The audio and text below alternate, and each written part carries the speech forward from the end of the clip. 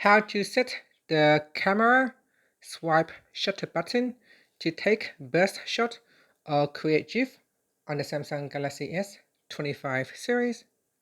First, tap on the home button to return back to the home screen.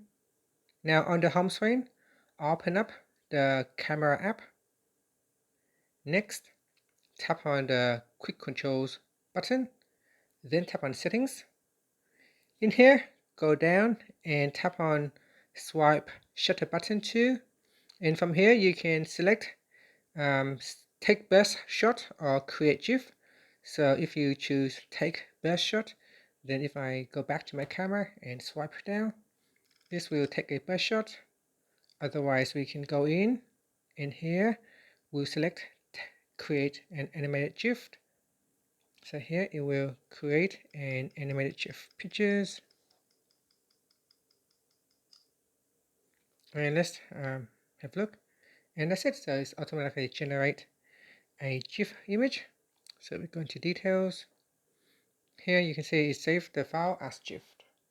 And that's it. Thank you for watching this video. Please like and subscribe to my channel for more videos.